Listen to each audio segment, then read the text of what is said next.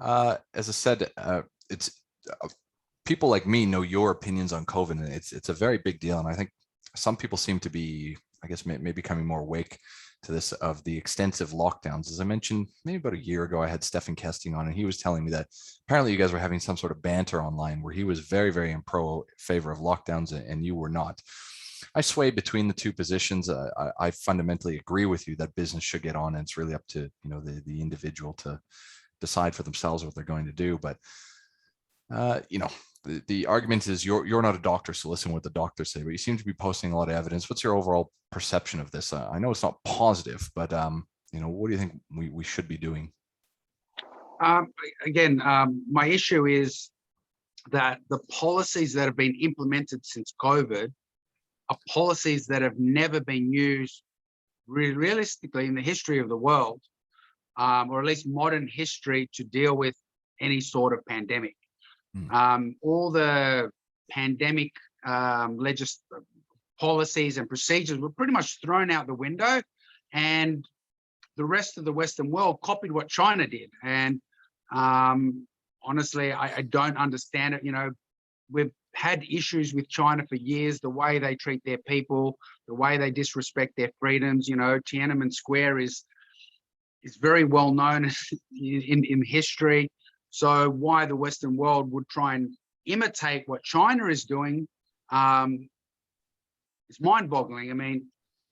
That's the first part of it. There was a lot of pandemic policy in place. We weren't following it. I do believe, that we do have to do something. I don't disagree with that.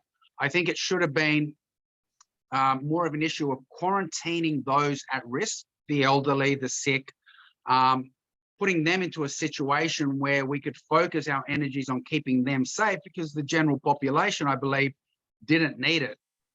When you're quarantining healthy people, it's not a quarantine, it's a lockup. You're basically imprisoning healthy people, and it didn't make sense, because we weren't really protecting the general population. We were protecting the at-risk people by locking up the healthy people, and that causes problems. In the fact, the issues I have with lockdown, particularly, getting stuck indoors, not being allowed, closing gyms, is all the things that we need to stay healthy: getting outside, increasing vitamin D levels, eating healthy, exercising, being in nature. All these things boost our immune system. Social interaction is also a very, very big part of it. Interacting with family and friends and other people. Our immune system is also boosted by continued contact with different people and different microbiomes. So all these things which help build our immunity and health, we're being restricted from. So you get restricted from exercising because you can't go out. You get restricted from sun exposure because you've got to stay inside. Now, obviously, people with houses can go in their backyard, but people in apartments in a much more difficult situation.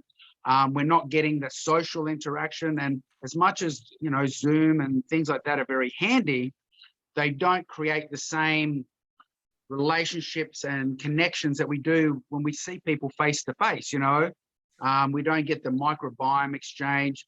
So I feel like the lockdowns are putting us in a situation where it's actually lowering our health. So when we do get released back into the community, our health is going to be lowered. So, of course, you're going to be more susceptible to infection. So in that regard, I think they were poorly done. I understood the initial lockdown, 2 weeks to flatten the curve. Even though it hadn't been done before, I could see the potential benefit to it. But once outside that 2 weeks, there's no benefit. Like, yes, initially you may do it to track and trace, to control the spread, see what is going. But then once you go beyond that 2 weeks, there is no benefit, and you actually start increasing, as I said, lowering your immunity. But then things like alcohol addiction, domestic violence, suicide, all these things go up when people get restricted, get locked up in home, get separated from families.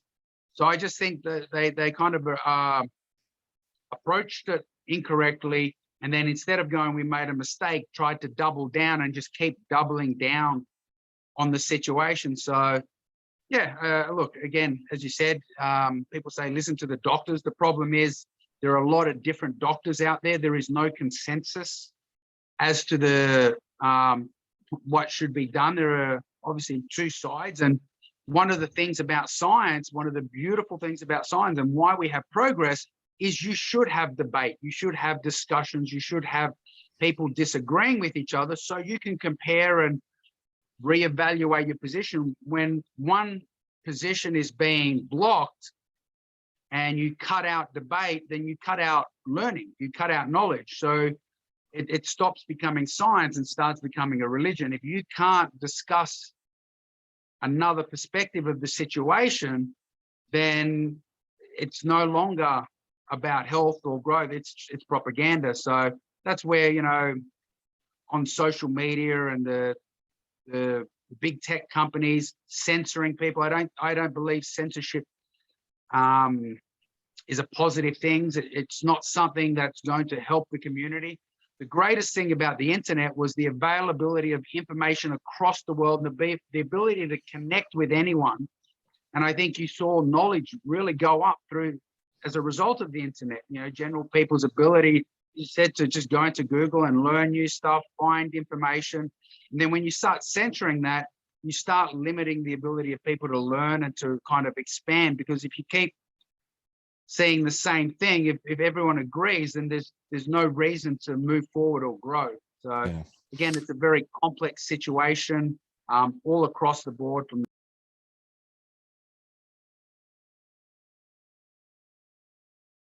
I lost you there, Elvis. Dropped out. You've gone mute. Now I've lost your video. There we go. You're back. Sorry, someone tried to call me. That's all right. So what do you reckon then?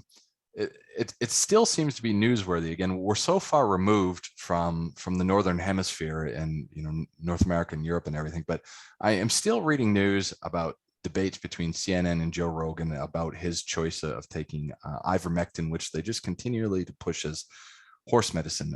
I don't believe that you're anti-vaccine. I know that I've gotten it as well. I also know people that have had reactions to getting this. Why can't there be any sort of more dialogue about potential alternative medicines without getting into, you know, natural therapy type stuff around this? Why is there so much hesitancy to even look? Because it sounds like he's had all the options. He's done the full gamut of treatment, and this was one portion. And effectively, he's saying, like, through multiple treatments, I was able to knock this over in what, 4 to 5 days. Yeah, well, yeah, he, you know, monoclonal antibodies, ivermectin, vitamin D, vitamin C.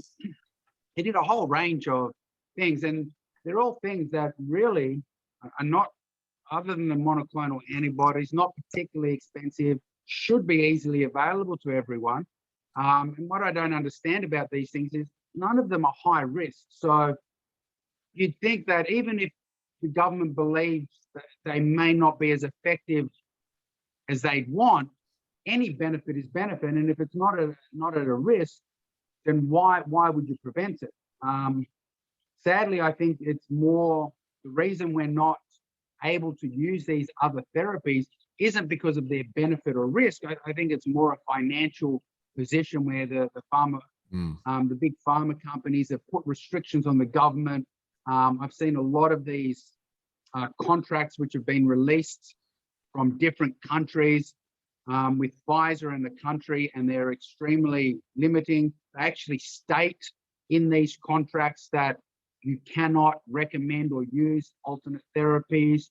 And there's a lot of other restrictions. And even though I haven't seen the Australia one, most of them across the different countries are very similar. So I have no doubt that our contracts with Pfizer and AstraZeneca and Moderna and all those are very similar to what you're seeing across the world. So I think it's more financial disincentives and political positioning that are putting us in a position where we can't use these therapies. Now, as you said, I'm not anti-vax. I just took my little one down to the doctor literally a couple of days ago for his 18 months vaccination. I am pro-freedom. I am pro-choice. And I think the vaccines need to be rolled out correctly. And I don't think mass immunization of the entire planet, including those not at risk, is the right way to do it. We've never done that before, even with things like polio and that. Like, we only vaccinate those that are at risk. Meningococcal, you don't see adults getting meningococcal vaccination. You see kids getting it because the kids are the ones that are at risk. Same with COVID. I don't think it should be a mass immunization policy. I think we should be vaccinating the elderly at the risk and the ill and those with comorbidities because they're at risk. And the risk of adverse reactions is outweighed by the risk of COVID because of the situation they're in. I don't believe that risk is outweighed by basically people under 50, definitely under 18. The risk of COVID is almost zero, whereas the risk of adverse reactions is, 100-fold more than what the risk of COVID is. So I think, again, it's the same as lockdowns. They've been misapplied. I believe it's instead of realizing they've made a mistake, instead of saying, we should change the policy, they're just doubling down and going, we need to hammer it home. We want to get everyone to do it. I mean, when you look at the stats around the world, the countries with the highest vaccination rates have the highest infection rates. It's not difficult to see. The information is there. The question is do you want to see it? Are you willing to look at these studies? The risk to myocarditis is particularly high in young men. So, under 18 males. Again, it's something like 10 to 20 times the risk of what it would be from COVID. How would you possibly explain it? I think we're going to have to move on because if anyone's listening to this, I think they want to hear about fighting. But how do you try to even explain that? When you talk about in countries with high vaccination rates, we've got the highest level of infection, which are generally also the places that we've had lockdowns. It doesn't seem to make sense if we're given a vaccine and cooped up away from each other. How does this sort of explain its spread then? Okay. So I'm not going to deep dive into this because it is a fairly complex situation. I mean, part of it is, there are other factors as well when it comes to infection rates, and that's northern climates tend to not have as higher vitamin D levels because of the shortened summer months and things like that. They're not getting as much sun. Higher density of living also causes problems. So the closer you are to people. But I think the biggest issue is that these are what are known as leaky vaccines. So when you look at our traditional vaccines, they provide immunity. So once you get vaccinated, you're not going to get infected, or the amount of people who are going to get infected is a very small amount once you're vaccinated when you look at our traditional vaccines. So traditional vaccines, about 95 to 99% of the people will not get infection when faced with the virus or the bacteria or whatever. Whereas these vaccines, what are known as leaky vaccines, because they don't prevent infection and they don't prevent transmission. So it means everyone who gets vaccinated has the same ability to transfer the virus as someone who's unvaccinated. Okay. Now, the problem comes, these vaccines reduce symptoms. So what that means is people with a higher viral load are not showing the same symptoms as an unvaccinated person. You may have two people with the same amount of viral load. The unvaccinated person will be sniffly, sick, not feeling well because the symptoms haven't been reduced.